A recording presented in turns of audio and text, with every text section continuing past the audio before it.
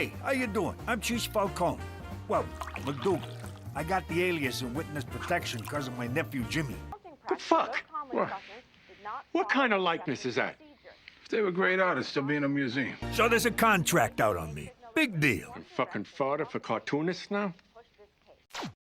Alright boys, it's April 1st and you know what that means. Time for me to review a tangentially related piece of Sopranos media. I've done The Sopranos Road to Respect. I've done Nicky Deuce. I've even done Innocent Blood. Now it's time for me to tackle something even more tangential. Fugget About It is a Canadian adult animated cartoon about a mobster named Jimmy Falcone. After killing his boss, Jimmy is forced to turn informant and has to move with his family to Canada as part of the Witness Protection Program. The series was created by Nicholas Tabarrok and Willem Wenickers, and parodies many different mob tropes. The title itself is a reference to the stereotypical mob idiom. What's forget about it? What is that? Forget about it. It's like, if you agree with someone, you know, like Raquel Welch's One Great Piece of Ass, forget about it. But then, if you disagree, like a Lincoln is better than a Cadillac, forget about it. And of course, one of the inspirations for the show is The Sopranos. I've gotten a few comments over the years asking me to do a video on this show, and April 1st is the perfect time to do so. So, in this video, let's examine the Sopranos-esque cartoon, Fugget About It. And that's how we came to be living here in Regina, Saskatchewan. But if any of you think a little cold weather's gonna get us down, forget about it. Now, right off the bat, you can tell the show takes some inspiration from The Sopranos. Jimmy is obviously modeled after Tony Soprano, with the huge shoulders, balding hair, and always having a cigar in his mouth. He also says malapropisms just like Tony, such as always calling the town they live in Vagina instead of Regina. Tony even discussed what life would be like if he went into the Witness Protection Program, and what he described isn't that far off from the show. You want to move to Utah? Be Mr. and Mrs. Mike Smith? We could sell some Indian relics by the road. Maybe start a rattlesnake ranch. this is our chance to get out, Tony.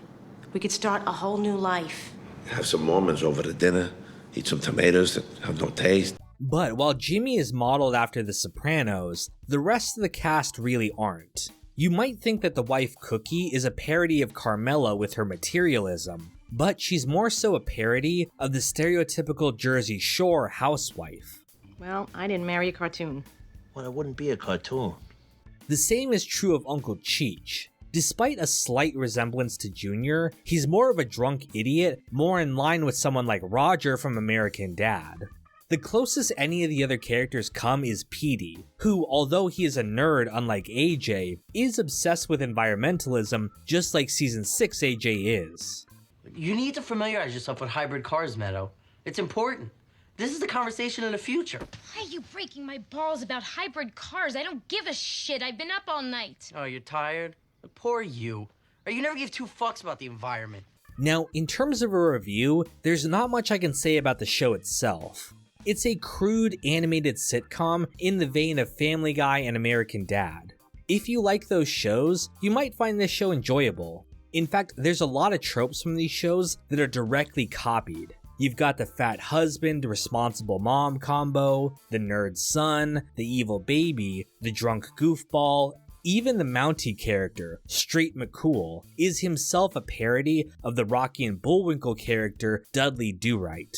Aside from the premise, the show isn't breaking any grounds in terms of originality. Daddy, that's such a cheesy ending. I'm just trying to get him back for next week. You want to get him back for next week? Here's how you get him back for next week. What are you, crazy? Go to your room! God, that's like so unfair. The most original thing the show has going for it is the opening. Every episode of the series opens with one of the characters explaining the backstory and why they live in Saskatchewan. But unlike American Dad, which only really changes the newspaper headline and Roger's outfit, Fugget About It's openings are completely unique every time. They have original scenes which add to the backstory, and it's great. It made me look forward to the next episodes just to see what they would do differently each time. Jimmy ratted everyone out to the feds, and we wound up in Regina. Vagina. No, wait, you were right. But if you think that's gonna stop me from shooting my mouth off, you can just... What is it? I forget what it is. Forget about it. That's the one! As for the humor of the show, it's alright. It's like other crude, low-budget animated shows like Brickleberry or Paradise PD. The jokes are mostly either parodies of mob cliches or jokes about Canada. It's corny, crass, and the humor can be hit or miss. I didn't find most of the show that funny, but there was the occasional line that got a chuckle out of me. Is that a sausage in your pocket, or are you just glad to see me? Nah, it's a sausage. Now, when it comes to animation, here's where things get interesting. The animation is your typical unimpressive computer animation that, again, low-budget shows like Brickleberry tend to use. I'm sure it's fast and easy to animate, but it's really undynamic and doesn't hold a candle to traditional animation. However, I watched the original 2008 test pilot of this show as part of my research, and that episode is much better looking than the real series. Usually pilot episodes like this are just tests to see if the network even wants to pick up the show, and as such are much rougher and worse looking than the real series turns out to be. However, in this case, despite also being computer animated, the pilot is actually better looking than the main series. The animation is much more unique and expressive in the pilot, compared to the terrible looking computer animation they went with for the show. I'm not sure what happened in between the pilot and the development of the series, but I wish they stuck with their original style. If you think starting a new life in Canada is gonna change the Falcone family, forget about it.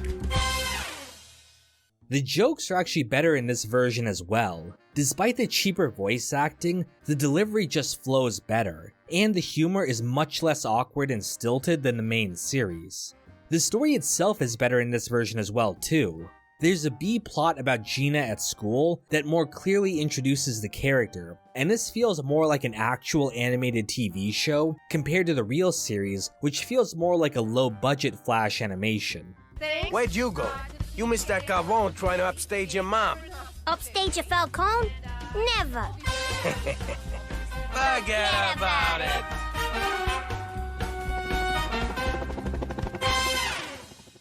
But that's pretty much everything I have to say about Forget About It.